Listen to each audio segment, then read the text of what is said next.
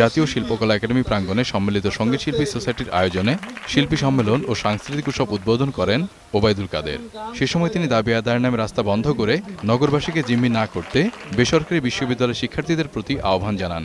Private university ছাত্রছাত্রীরা তারা তাদের সরকারের সিদ্ধান্ত তাদের পছন্দ হয়নি, তারা প্রতিবাদ করবে। সে প্রতিবাদটা ক্যাম্পাসেও করতে পারে, সে প্রতিবাদটা রাস্তা অচল করে মানুষকে কষ্ট দিয়ে প্রতিবাদ করে সে দাবি আদায়ের পথ অবশ্যই এটা গণতন্ত্রের ভাষা হতে পারে না। এদিকে ডিআরইউতে এক অনুষ্ঠানে আওয়ামী লীগ নেতা হাসান মাহমুদ বলেন, বেসরকারি বিশ্ববিদ্যালয়ের শিক্ষার্থীদের কারা প্ররোচনা দিচ্ছে সেটা এখন স্পষ্ট।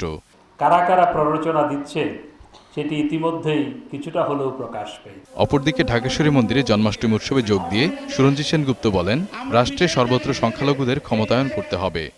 সংখ্যালঘুদের গণতান্ত্রিক অধিকার দিতে হবে, আর গণতান্ত্রিক অধিকার দিতে হলে তাকে সর্বস্তরে, প্রশাসনের সর্বস্তরে, রাষ্ট্রের সর্বস্তরে তার প্রতিনিধিত্ব নিশ্চিত করতে হবে।